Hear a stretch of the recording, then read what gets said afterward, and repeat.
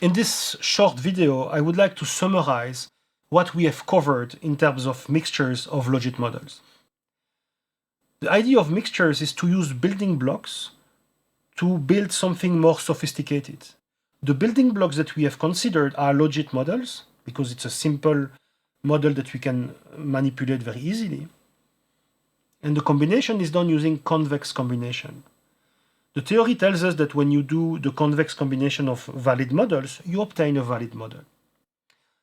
We have seen two types of combination: a convex combination which is based on a continuous distribution for the mixing, and another one which is based on a discrete distribution for the mixing.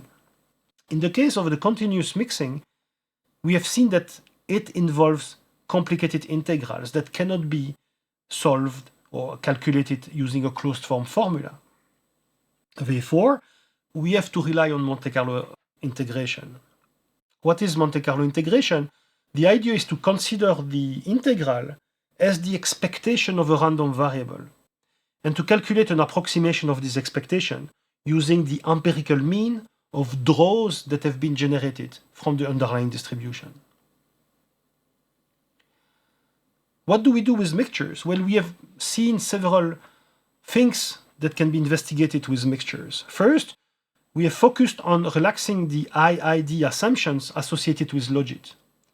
And there are two parts in the IID, the independence and the identically distributed. So we have seen that we can relax the independence across alternatives assumption in a way which is similar to what we try to do with the nested logit and the cross-nested logit. So here we use mixtures of logit to achieve the same goal. Then we have relaxed the identical distribution assumption by defining what we call an alternative specific variance specification, where each alternative potentially were associated with an error term with a different variance. The next step was to investigate taste heterogeneity, and in particular, unobserved taste heterogeneity, the fact that people have different tastes, but we don't necessarily know how to characterize it. The idea is to consider the taste parameter, the coefficient of the variable, as distributed in the population. And we have investigated several distributions. We have looked at normal distribution, you have looked at log normal distribution, but you can, of course, assume whatever you believe is appropriate for your model. Then we have considered as well discrete mixtures, and we refer to them as latent class model. In terms of taste heterogeneity, it means that we assume that there are two classes in the population, two or more, but we looked at two, and each class was associated with a different choice model. And then we combine them using a convex combination of the two models, a discrete mixture.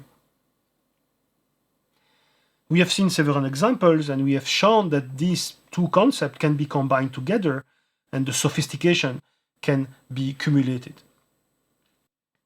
And finally, in the last video, I showed you how to calculate so-called individual level parameters. It means that from the distribution of the taste parameter in the population, we can actually derive information about this distribution conditional to the variables associated with a specific individual, the choice and the X variable.